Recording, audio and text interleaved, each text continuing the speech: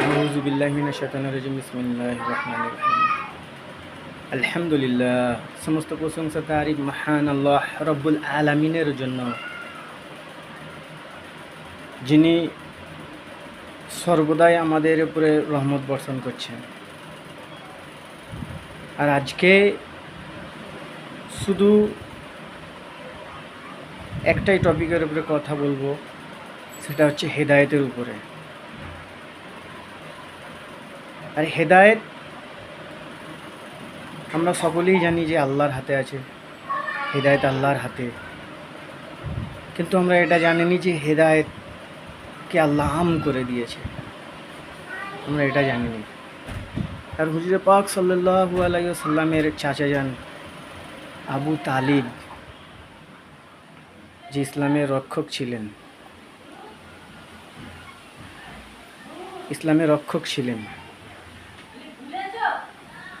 কিন্তু আল্লাহ রাব্বুল আলামিন তাকে হেদায়েত দেয়নি, কারণ সে হেদায়েত পায়নি। হেদায়েতকে কেমন আম করে দিয়েছে আল্লাহ, আজকে আমরা এই টপিকের ভিতরে জানতে পারবো। কারণ আজকে আমরা হেদায়েত বুঝতে পারিনি, কারণ শয়তান আমাদের চোখেতে কালার চশমা লাগিয়ে দিয়েছে। সেই জন্যে দুনিয়াকে আমরা কালার দেখছি, দুনিয়াকে কালার লাগছে। এই ৬০-৭০ বছরের জিন্দেগিতে আমাদের দুনিয়াটাই বড় হয়ে গেছে, কিন্তু হেদায়েত যে কত আম করে দিয়েছে। একটা মানুষ যদি হেদায়েত পেয়ে যায়, সে ব্যক্তি কামিয়াব হয়ে গেল, কামিয়াব। আজ আমরা ভাবছি মুসলমান ঘরে জন্ম নিয়েছি বলে আমরা কামিয়াব হয়ে গেছি। না বন্ধু, হেদায়েত হচ্ছে মেন।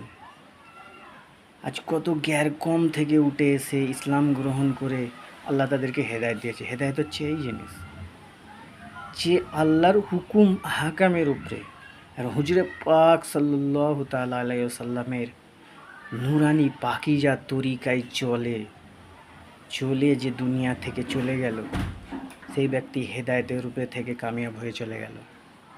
তো আসুন জানা যাক হেদায়েতটা কেমন আল্লাহ আম করে দিয়েছে। হেদায়েত আল্লাহর হাতে, কুদরতি হাতে আছে, কিন্তু আল্লাহ হেদায়েতকে আম করে দিয়েছে। হেদায়েতকে আল্লাহ আম করে দিয়েছে কিভাবে, আমরা এই ছোট্ট ঘটনাতে আমরা বুঝতে পারবো। হযরত মুসা আলাইহিস সালামের জামানায় যখন ফেরাউনের কাছে মুসা আলাইহিস সালাম বারে বারে দাওয়াত নিয়ে গেল, সে দাওয়াত তো কবুল করলো নি, কিন্তু সে নিজেকে খোদা বলে দাবি করলো। আর বললো, এই মুসা আলাইহিস সালামকে দুনিয়াতে রাখা যাবে না, একে ধ্বংস করে দিতে হবে, নাহলে আমার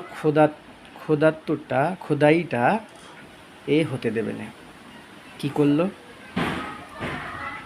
যে সমস্ত জায়গা থেকে বড় বড় জাদুঘরকে ডাকলো।